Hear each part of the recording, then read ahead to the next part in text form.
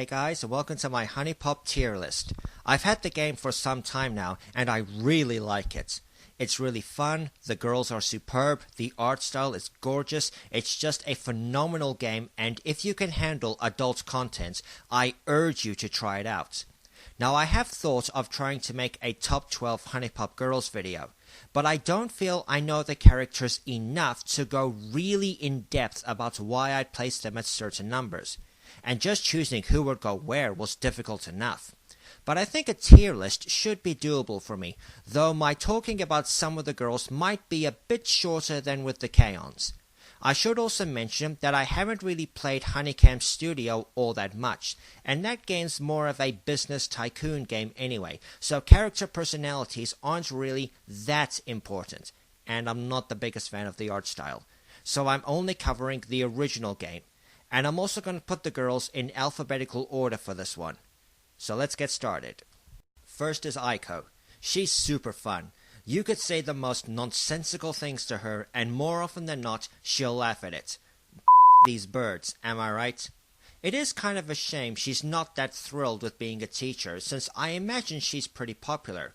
Although I'm gonna guess it's mostly with the male students, and also guess she's popular with them because she's so drop-dead gorgeous, and I think she knows it. But I can also imagine being a teacher to be a fairly stressful job unless you're the kind who dreams of being one and enjoys it. One thing I would have issue with if I was together with Aiko is the gambling.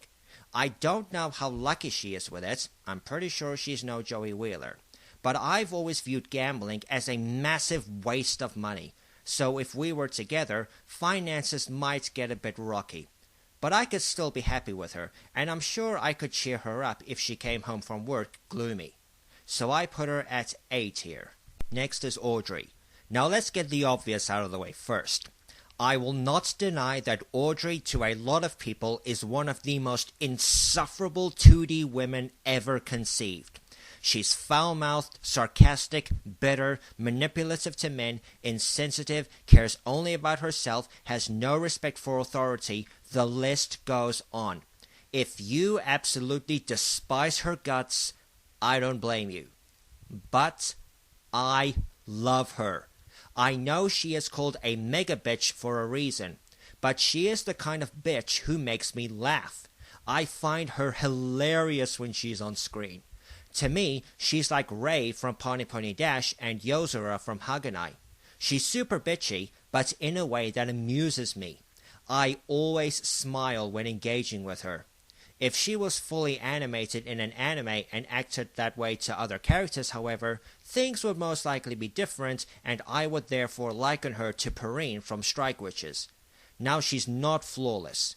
Her addiction to drugs and smoking would be a major issue if I was in some kind of relationship with her, as would her trying to milk as much money out of me as possible, assuming she'd even want to go out with me. So, hilarious personality, stunning looks, at least with her default hair, but I would not argue with anyone who despises her. I adore her in the game, but if she was fully animated or real, that would most definitely change. So I put Audrey at A tier. Next is Belly, one of the more mild-mannered characters who lacks some confidence. Just watch the first interaction with her, but super sweet. I could really get behind having her as a partner of some kind. I've never done yoga before, I don't consider myself very flexible, but I would totally get serious about it if Belly was doing it with me. And although I suck at small talk and starting conversations out of nowhere, I feel your pain, Chino, I think talking to Belly wouldn't be too difficult. Now I stated in my waifu list video that I generally prefer Asian women. I really hope that doesn't sound racist. But if you draw a woman anime style, regardless of her race, I'm probably going to be attracted to her. Belly is absolutely gorgeous, although I most prefer her default hairstyle. And I would absolutely try dating her. I imagine that she would probably want things kind of low-key in terms of dates, which would be totally fine with me as I've never been enthusiastic about constant parties and the like. So I put her at A tier. Next is Celeste. Now I won't deny that dating an alien, regardless of how charming or bombastically gorgeous she is, would definitely be weird and something a lot of people would avoid. But I think Celeste would be an exception to some, including me. She's super fun, and I do like space. Space! I love space! So there's a lot she could probably still teach me beyond her in-game script. And OMFG, that voice. Oh, hello. I didn't expect to see you here at this time. The only real niggle I have with Celeste is those horns would make bedtime a little tricky. I don't want to be in danger of stabbing myself while cuddling an alien beauty. Hopefully we could work around that. Now I don't know how skilled she is as a bounty hunter. I'm fairly sure she's no Samus Aran. But since she is one, and looks pretty badass in the one photo, she could probably look after herself if she were alone. I sure as hell wouldn't want to mess with her. As for her ranking, she's A tier. Next is Jessi. She has really grown on me over time. She's super fun and really confident. Very little seems to shake her. And like with Celeste, that's voice. You haven't even asked my name yet. I'm more than just a pretty face, you know. Most gentlemen your age know me as Misty, but you can call me Jessi. You should feel honored. I only share that secret with people I like. The one thing I do find sad about Jessi is her rocky relationship with Tiffany. I really wonder why they can't just sit down and talk things through. I'm positive she misses her daughter, at least deep down.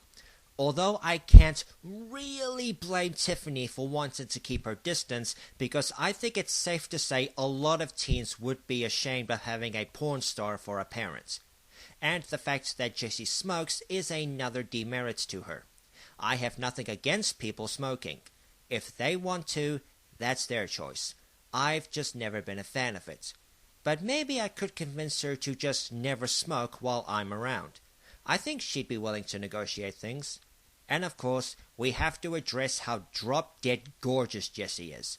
There's no denying it. She's an utter babe and she knows it. And I think she knows how to use that because she knows how to flirt. As stated by Dookie Shed, Jessi is in seduction mode 100% of the time. I think she and Chizuru from Kanekon will get along pretty well. Now, although I do really like Jessi, the fact that she smokes, works as a porn star, doesn't get along with her own daughter, even though Tiffany is kind of the cause of that, and the fact that she would probably get a bit too intense with her seducing, I do have my limits, people, does cost her some points. So I would put her at B tier. Next is my girl Kiana. If you've seen my waifu list video, you already know my thoughts on her. If Asase is perfection in K-On!, Kiana is perfection in Huniepop. Perfect body, perfect voice, perfect personality, perfect everything. Now I am aware that some people view her having a child as a major negative, and I can understand where they're coming from. Since he is only a year old, this is confirmed online, Kiana and I would have to sacrifice free time and bedtime to care for him, which would suck a bit, I won't lie. But if I could learn what I can and get him to like me, it could maybe work. You'll never know how difficult something is until you try it. Besides, if I had to choose just one girl from the game to be with, I would choose Kiana, no questions asked. I love her. I can already see the disloyalty to Alsa's comments. She goes nowhere else but S tier. Next is Q. Basically Madoka Kaname as a perverted love fairy, and easily my second favorite of the cast. Q is so much fun. Witty, spunky, confident, tough, she is an absolute hoot. Now it's been stated in another Huniepop video by Dronable that Q is not the kind of person you could have a loving relationship with due to her personality and lack of seriousness, and that she would have sex with just about anyone without really wanting to settle down with one specific person, the friends with benefits deal, which is confirmed in the Huniepop wiki. But while I would enjoy having sex with her, I wouldn't consider myself someone who craves it constantly, so I could probably live with that and just be super close friends with her, and bang her brains out if she agrees to it. So even if a serious loving relationship with her is impossible, I still rank her at S tier. Next is Lola. Lola's pretty much always been my least favorite of the 12, even though I do like her. She's funny, she's independent, she's pretty charming, and the twin drills and tennis outfit combo is top notch. But that's kind of it. I just don't find her as attractive or interesting as some of the others. I'm not saying she's boring. Most people would say Nikki is the boring one. Just a little plain for my taste, and her swimsuit choice is not exactly a favorite. She is nice, and she does like coffee, so we could always go on coffee dates. But I don't really think she's someone I'd want to pursue a romantic relationship with. And even if I did, her job would make that difficult because she'd be out of the country a lot of the time for who knows how long. So while I do like her and will say she has her good points, at most, she's B tier. Now we have Momo. I have seen a couple of videos of people saying how Momo is one of, if not their least favorite girl, mostly due to the cat questions. And I will admit that even now, I still have trouble with them, while Celeste's astronomy questions are all but a cakewalk by comparison. But I still love Momo. She may not be my Azanyan, but she's still super adorable and lovable. I would be totally happy being with her in the Huniepop universe. Although I do have one question. I've always been allergic to cats, so if cat girls really existed, every dollar that is spent waging the war on drugs is a dollar not spent genetically engineering cat girls for domestic ownership. Would owning one trigger my allergies? Because if it did, I'd have to ditch Momo for the sake of my health, which would be heartbreaking. She's so sweet and so loyal to you, although I could probably do without the whole master thing. I'd be so sad if I had to send her away because of my allergies. Curse these human frailties! Now, I imagine that having a literal cat girl as a partner would raise a few eyebrows from the public, especially since Momo is only 1 in cat years, and that is awkwardness I could do without. But I would still at least try to make it work. Now, as for where I'd place her, she's A tier. Next is Nikki, said to be the most boring of the girls. I would have to disagree. She might be the girl who's so normal she has no distinguishing characteristics. But I don't consider her boring. She's actually very similar to me in some ways. We generally prefer to keep to ourselves, we're pretty quiet and mild-mannered, and we don't crave social activities. There is one big difference though. She flat out hates going out and being around people. I'm going to chalk that up to having Audrey as a friend. I don't. I do prefer having me time at home a lot, but I also like to get out and stretch my legs. But I could still have fun with Nikki. We could play games, we could have discussions about stuff, and we could just chill. Not every relationship has to be filled with parties and fun stuff all the time. Even Yuri comments about it in the Just Yuri mod. But I know that being indoors all the time would wear out pretty quickly, and Nikki would not be the easiest person to convince to go out. So with that said, she's B tier. The penultimate girl of the list is Tiffany. Now there are rumors about her true nature on YouTube. That her seemingly perfect exterior hides a darker side of her. But I'm not a theorist and I don't really plan to go in depth about who she really is. Other YouTubers have already done it anyway. And I still like her. Her views on family are a definite red flag and I would have major objections to that, especially if that was her mindset to all families. We would need to have a serious discussion about that. And as I stated earlier, her negative relationship with Jessi is really disappointing, and I wish they could just talk things through. Maybe Jessi isn't the best mom ever, but I wouldn't say she's terrible. But Tiffany is still fun. She still makes me smile, and I would be fine being with her. If she objected to me having different views on family to her, we'd probably be friends at most, which would be disappointing, but something I'd have to live with. So I put her at A tier. Finally is Venus. I'm your Venus, I'm your fire. Even though that's her last name.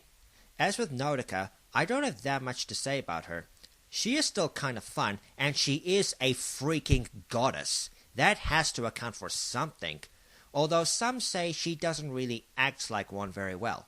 I still like her though, even though my eyes are squarely on 4 other goddesses. but I guess she is a bit blander than the others in terms of personality. She's not super sexual or hilarious or exciting, just kind of normal, possibly more so than Nikki. So I don't really have much to say about her. She is gorgeous, and the fact you can date a goddess is nice, but she's not really someone I'd actively pursue a romantic relationship with. So she's B tier. And that's my Huniepop tier list. Remember that this is my opinion, same with the K-On! List. If your Huniepop tier list is different, please share it. I'll put a link to the template in the description box. As always, please rate, comment, and subscribe. Don't forget to follow me on Twitter. Feel free to come join me on Discord. Consider backing me on Patreon. And remember to stay chilled.